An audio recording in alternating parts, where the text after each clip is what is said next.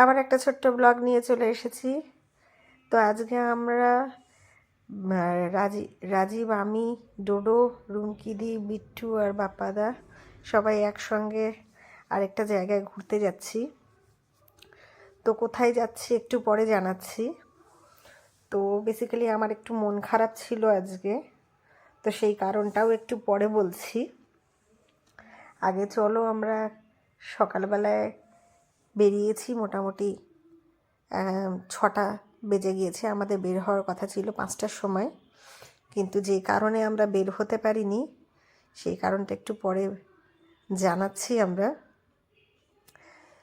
আমরা এখন বেরিয়ে গিয়েছি, ভালো ঠান্ডা। আজকে জানুয়ারি মাসের 5 তারিখে আমরা বেরিয়েছিলাম। ব্লগটা দিতে আমার একটু দেরি হয়ে গেল কিছু কারণবশত। তো আমরা এখন চলে এসেছি। আসলে আমরা অ্যাকচুয়ালি আজকে পুরুলিয়া যাচ্ছি। তা কথা ছিল যে আমি আর রাজীব বাইকে যাব, আর ডোডো, বাপ্পাদারা সবাই গাড়িতে যাবে।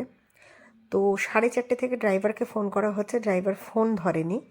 তো আলটিমেটলি আমাদের সব ব্যাগ আনপ্যাক করে আমরা যে গাড়িতে আসব সেটার জন্য আবার প্যাকিং করে আমাদেরকে গাড়িতে করে আসতে হচ্ছে, কারণ রাজীব ড্রাইভ করবে।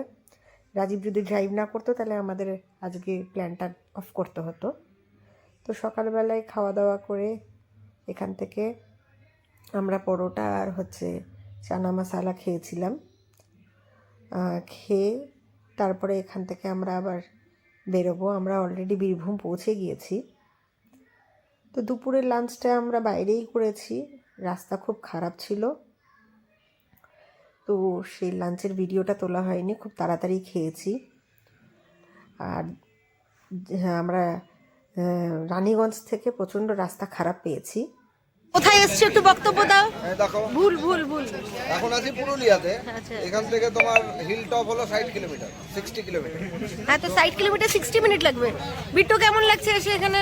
আরে রাস্তাটা তো ন্যারো, 30 কিলোমিটার খুব ভালো লাগছে। ডোডো, তোমার কেমন লাগছে? একদম পোলো পেয়েছি, পোলো এই যে পোলো পাওয়া গেছে। চলো আমরা এগোই, 7টা বেজেই যাবে। চলো। আমরা এখন পুরুলিয়ায় চলে এসেছি। পুরুলিয়া একটু চা দিলাম এই যে এই দোকানটা থেকে, পিছনের দোকানটা থেকে দিয়ে এখন দেখা যাক কত দূর যেতে পারি। এটা হচ্ছে রূপসী বাংলা রিসোর্ট হোমস্টে। হ্যাঁ, যা আগে যা। চলো এদিকে, রুমের ভেতরে যা। যে এখন আসলাম।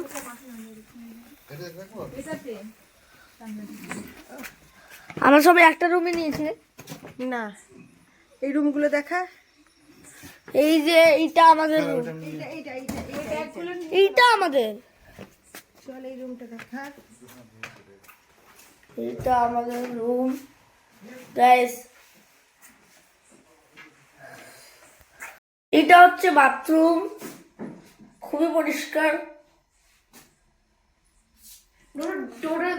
তোর ব্যাগ কিন্তু আমার ঘরে রেখেছে, দিয়ে দিব। এই যে বিদ্যুতের রুম একটু দেখি আসো। একই রুম। রাতে খুবই টায়ার্ড ছিলাম, তাড়াতাড়ি খাওয়া দাওয়া করে শুয়ে পড়েছি। তো আমাদের আজকে হোটেল বুকিং আছে হিলটপে। তো রাস্তার মধ্যেই হোটেলটা ছিল, এটাও খুব সুন্দর। তাহলে চলো যাওয়া যাক আমাদের নতুন হোটেলটায়। এই আমাদের গাড়ি রাখা, ওইখানটায় আমাদের গাড়ি রাখা আছে বাইরে গিয়ে এখান থেকে। আর এই রিসর্ট। নাম তো বলো। চোখ পরিষ্কার করে।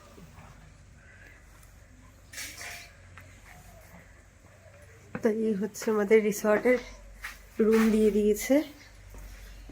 এটা বাপ্পা দাদের রুম, ওই যে ওয়াশরুম, সুন্দর। আর এটা আমাদের রুম, দুটো করে ডবল বেড। চলো তোমাদের বাথরুমটা দেখাই। বাথরুমটাও খুব সুন্দর ছিল, গিজার টিজার সবই লাগানো ছিল। তাহলে এখনকার মতন এখানেই ব্লগ শেষ করছি। আবার খুব শিগগিরই একটা ব্লগ নিয়ে আসবো। টাটা।